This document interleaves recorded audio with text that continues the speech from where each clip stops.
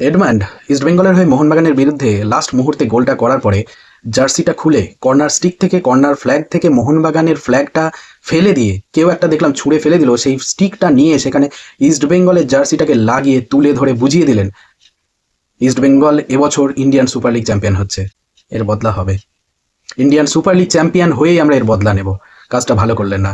বহু বছর পর, প্রায় 15-20 বছর পর আপনারা ইন্ডিয়ান সুপার লিগ চ্যাম্পিয়ন হতে চলেছেন, শুভেচ্ছা। কিন্তু এই কাজটা না করলেও হতো। আজকের ম্যাচটা 1-1 গোলে ড্র হলো।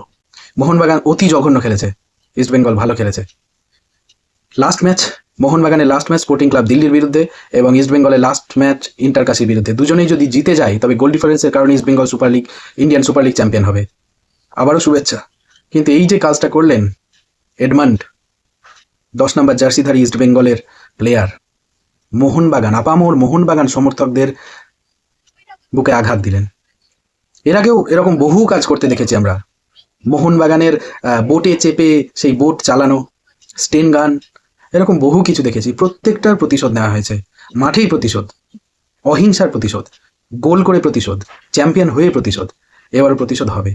কিন্তু সার্জিও লোবেরা, এত দামি কোচ, ভারতবর্ষের টপ কোচ, মোহনবাগানে এসে বলেছিলেন এই দলকে নিয়েই আমি আইএসএল চ্যাম্পিয়ন হব।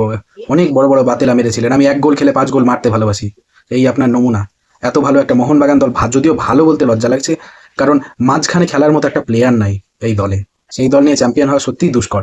কিন্তু আপনার বড় বড় বাতলিং সিজনের মাঝ অব্দি, সিজনের শেষ মুহূর্ত অব্দি আমরা দেখে গেছি। মোহনবাগান সমর্থকদেরকে যে দুঃখটা দিলেন এবছর, বহু বছর মোহনবাগান সমর্থকরা এরকম দিন দেখেনি, এত জঘন্য সিজন দেখেনি। এত জঘন্য সিজন মোহনবাগানে বহুদিন পর এলো। ইস্টবেঙ্গলকে আগাম শুভেচ্ছা ইন্ডিয়ান সুপার লিগ চ্যাম্পিয়ন হওয়ার জন্য। প্রায় 15-20 বছর পর ইস্টবেঙ্গল একটা জাতীয় লিগ পেতে চলেছে।